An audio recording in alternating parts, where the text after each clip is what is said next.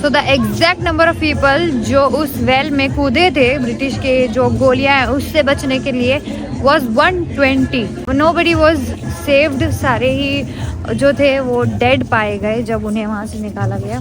जो ब्रिटिश थे उन्होंने जो ऐसे लॉज बनाए थे जो आपको स्क्रीन पे दिख रहे हैं, और बिना किसी वारंट के, बिना पूछताछ के इंडियंस को अरेस्ट किया जाएगा, और भी ऐसे कई जो सप्रेस कर रहा था इंडियंस को, वैसे लॉज बने थे। एंड उसके अगेंस्ट सारा भारत लड़ रहा था। उन्होंने बोला that we will open fire. They actually did it and they killed 1500 people, जिसमें सारे ही शहीद हो गए, 1500 लोग। So these are the bullet marks. आप देख रहे हो ये जो वॉल है, यहाँ पे 28 बुलेट मार्क्स है उस टाइम की, उस पीरियड की। ये वॉल आज भी वैसी ही रखी है उन्होंने।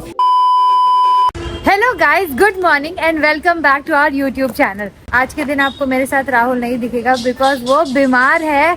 और बंदा ऐसे तो बीमार होता है नहीं, लेकिन हो गया कुछ तो उसने शायद बॉडी को ज्यादा एक्सर्ट कर दिया और आज इतना बीमार हो गया है कि ही कांट इवन मूव। बहुत ज्यादा बुखार है, शिवरिंग है और भी कुछ है। तो हम डॉक्टर के पास गए थे उसको सुबह लेके। मतलब रात को ही बीमार हो गया था, बट हमें जगह के बारे में ज्यादा पता नहीं है, सो वी कुडंट गो। सो हम सुबह उसे ले गए। हम सुबह उसे डॉक्टर के पास लेकर गए, वो भी हमें बहुत ढूंढना पड़ा। And finally he got injection. और उसके बाद में अभी वो बहुत अच्छे से रेस्ट कर रहा है और थोड़ा उसमें इम्प्रूवमेंट भी है, बट वो बाहर जाने लायक नहीं है। तो फिर मैं और जगदीश भाई जो है वो दोनों हम जा रहे हैं जलियांवाला बाग। जलियांवाला बाग सुनकर शायद आपको भी हिस्ट्री की बुक याद आती होगी, बिकॉज मैंने तो मेरे हिस्ट्री बुक में ज़रूर पढ़ा है इसके बारे में। और जब मुझे टीचर ने बचपन में सिखाया था, तब वो एक फीलिंग आई थी कि किस तरह से जहाँ पे वो पैट्रियोटिज्म दिखकर आया था, वो बहुत ही यादगार था। इस वजह से इस बाग का नाम आज तक मुझे याद है। And I am feeling great कि मुझे आज वहाँ खुद से जाने मिलेगा और मैं अपनी आंखों से देख पाऊंगी कि किस तरह से लोगों ने अपने देश के लिए वहाँ पर अपनी जान गंवाई थी। इसकी सारी डिटेल्स मैं आपको दूंगी ऑन द वे। हाँ, तो अभी हम बढ़ते हैं आगे और देखेंगे यहाँ से ऑटो लेकर जाएगी, बिकॉज यहाँ से हमारे हॉस्टल से इट्स ओनली 1.5 किलोमीटर, तो ज्यादा दूर नहीं होगा। कैसे जगदीश भाई? पहला he said he asked for 100 rupees and we are laughing because he also knows that we are not going to give, no one is going to give him. मतलब वो 100 रुपया मांग रहे थे, हमने बोला हम लोग न्यू नहीं है, हम लोग बहुत दिन से जा रहे हैं, 20 रुपया सीट है, पता है, चलो। पर अभी वो हमको अपने हिसाब से बोलता है मैं तुमको गोल्डन टेम्पल छोड़ूंगा, तो हम लोग गोल्डन टेम्पल पहले जा रहे हैं। Yesterday we were here during the night और अभी हम यहाँ पे दोपहर में आए हैं, बिकॉज ऐसे सब लोग बोलते हैं अगर आप गोल्डन टेम्पल आ रहे हो तो एक बार सुबह एक बार रात को जरूर आना, क्योंकि रात में और भी ज्यादा ब्यूटीफुल लगता है। And we already experienced it yesterday. In fact हमने लंगर में कल खाना भी खाया था और हमें स्पेशली अंदर जाकर जो कैसे खाना बनता है, रोटियां कैसे बनती है, लोग सेवा कैसे करते हैं, वो सब देखने को मिला। वो बहुत ही इंटरेस्टिंग था। सो गाइज, यहाँ पर सर ढकना कंपलसरी है एंड इसलिए हमने ये जो है सर पे बांधने के लिए ले लिया है, बिकॉज येस्टरडे हमने नहीं लिया था। It's just for 10 rupees. हमने नहीं लिया था, हमने ध्यान नहीं दिया। बट जब हम अंदर गए तो वहाँ पे काफी सारे लोगों ने यूज किया हुआ रखा हुआ होता है, तो you have to put that on your head and go inside. This is not a bad thing, but फिर भी if you are very conscious about body hygiene और समथिंग, तो आप यहाँ से खुद परचेज कर लेना।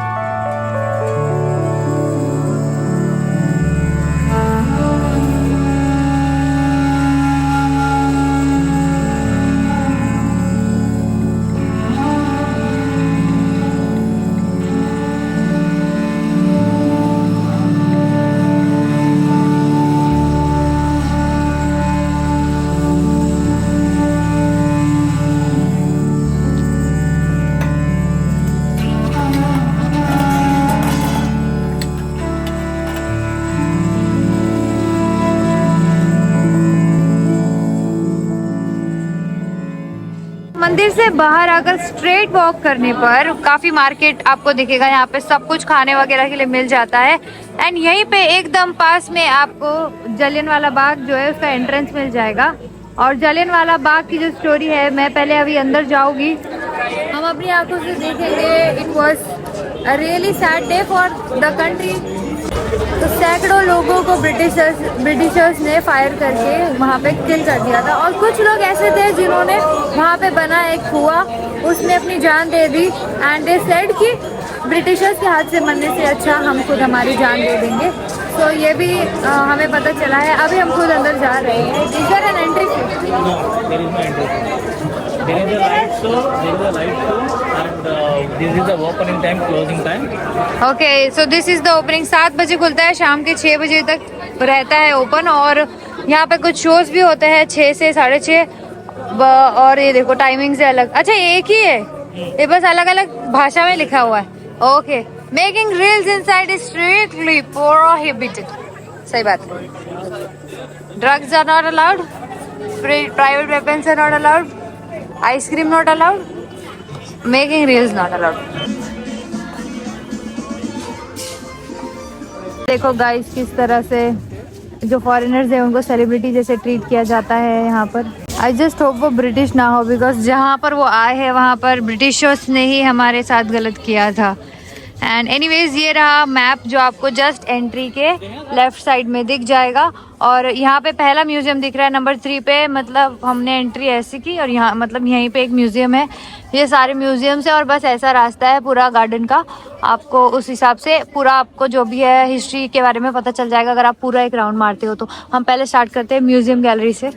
आप इसको पॉज करके ये सारा जो भी डिटेल्स है आप पढ़ सकते हो अगर आपको और डिटेल्स में जानना है कि यहाँ पर क्या हुआ था। जो जनरल डायर थे उन्होंने ओपन फायर करवाया था सभी लोगों पे, आपको पता है। But do you know that one of the Punjabi from here, Punjabi और आई थिंक लोकल और I think someone from this region, he went and he killed the general. I know. Yeah. He went to England. हाँ, and he killed He it. killed. Yes, I know.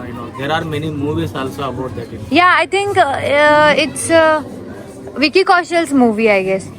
So guys, मुझे अगर आपको पता है कि कौन सी movie बनी है इस इवेंट को के ऊपर बेस्ड तो प्लीज़ मुझे कमेंट में बताना। आई थिंक विकी कौशल की कोई मूवी है, इतना मुझे याद नहीं आ रहा है। But all I know is that general Dyer जिन्होंने ओपन फायर करवाया था उनको हमारे एक इंडियन प्रोटेस्टर ने वहाँ जाकर किल कर दिया था। ये पहला म्यूजियम है जहाँ हमको देखने मिल रहा है पंजाब एंशिएंट टाइम में कैसा होता था, उसके स्ट्रक्चर्स कैसे होते थे। See this, you can see here this. And ये मतलब बहुत ही पुराने जब टाइम था तब पंजाब कैसा दिखता था वैसे वहाँ के फोटोज और इन्होंने ये सारे पोस्टर्स यहाँ पर दर्शाए हुए हैं। There is what is this?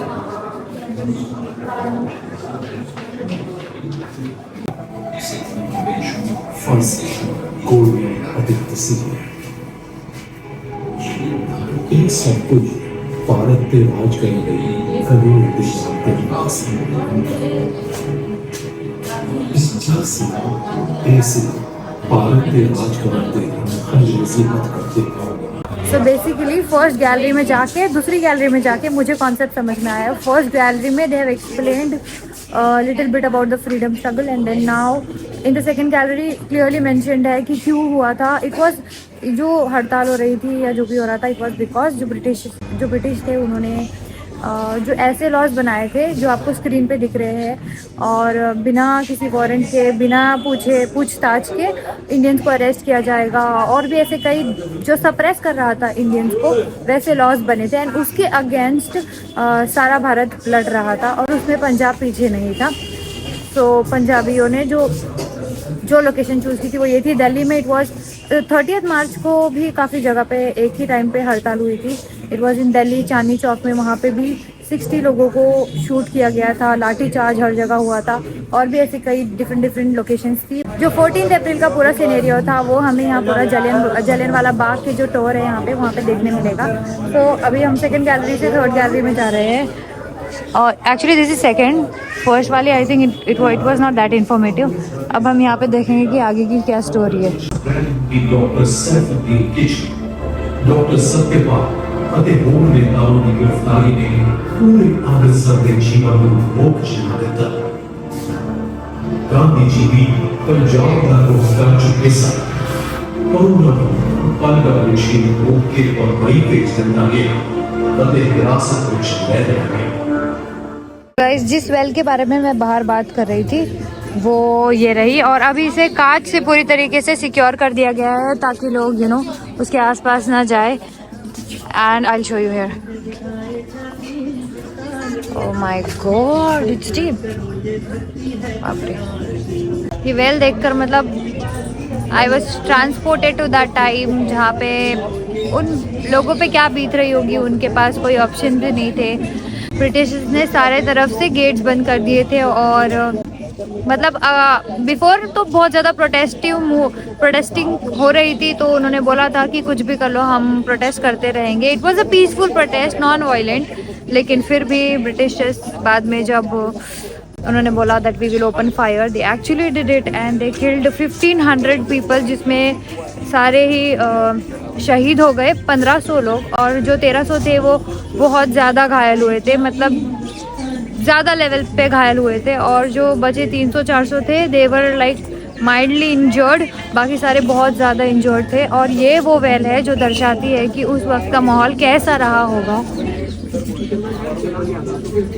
It's so deep, I can, मतलब मेरे को तो गूज़बम्स आ रहे हैं ये सोच कर ही कैसे किस तरह से लोगों ने इसमें जंप किया होगा, आइदर टू सेव देमसेल्व्स और to save themselves from dying from the hands of the Britishers. So this wall has its own historic significance as it has 28 bullet marks which were fired by the order of General Dyer without any warning to the crowd. Oh, now that is the twist. I did not know कि warning भी नहीं मिली थी, and you know कि Prollet Act जो था वो हम Indians को सप्रेस कर रहा था, मतलब बहुत सारी ऐसी उसमें लॉज थी जो जिससे हमारा फ्रीडम बहुत ज़्यादा ब्लॉक हो रहा था, इसीलिए इंडियंस उसके अगेंस्ट प्रोटेस्ट कर रहे थे कि ये लॉज हमें नहीं चाहिए, निकालो। That is the against the Prollet Act without any trial, without any warning. So these are the bullet marks. आप देख रहे हो ये जो वॉल है यहाँ पे 28 बुलेट मार्क्स है उस टाइम की, उस पीरियड की। ये वॉल आज भी वैसी ही रखी है उन्होंने,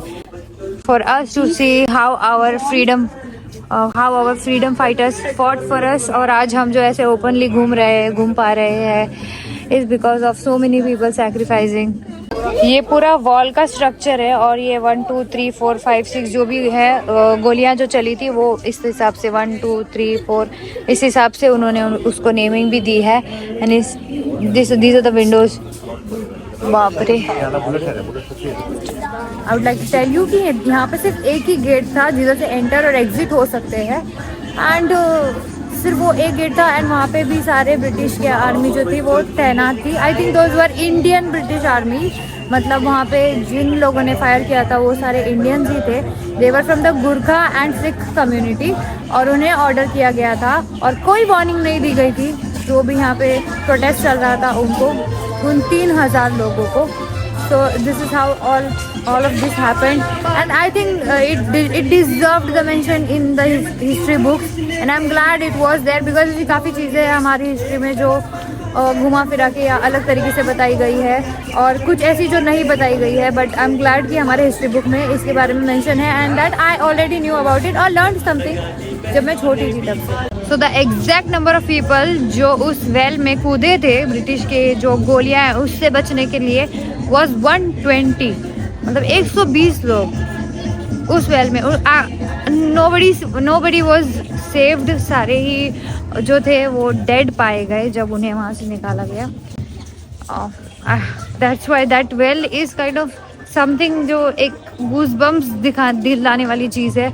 आप अगर यहाँ अमृतसर आने का प्लान कर रहे हो, गोल्डन टेम्पल के जस्ट बाजू में ही जलियांवाला बाग है। You should definitely bring your children, teach them about this place, and ऐसी काफ़ी हिस्टोरिक लोकेशंस जो हमारे इंडिया में है आज भी, एंड हम जान सकते हैं कि how the freedom fighters fought for us, और आज उस वजह से हम आज खुले घूम पा रहे हैं।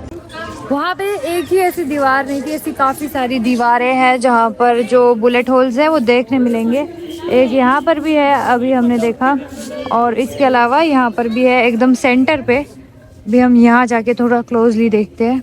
लोग कितना 100 साल पुराना आई थिंक ये स्ट्रक्चर है, या उससे ज़्यादा ही होगा, क्योंकि 100 साल से इसको ये बरकरार इसलिए रखा गया है ताकि लोग जो है वो हिस्ट्री को आके यहाँ पर देख पाए। बट उसके पहले तो एज ए आई थिंक बाग ही था। My God, look at this. सिर्फ ऊपर के लेवल पे नहीं, मेरा अभी ध्यान गया कि नीचे भी यहाँ पर बुलेट होल्स है। ओह गॉड। एंड ऐसे बताया जाता है कि जब तक ब्रिटिशर्स के एम्यूनिशंस ख़त्म नहीं हो गए थे, जितने भी उनके पास में इक्विपमेंट्स थे लोगों को मारने के, जब तक ख़त्म नहीं हुए थे तब तक उन्होंने जो है ओपन फायर किया था यहाँ पे। एंड दैट इज़ व्हाई आप उसके जो निशान है आज भी देख सकते हो।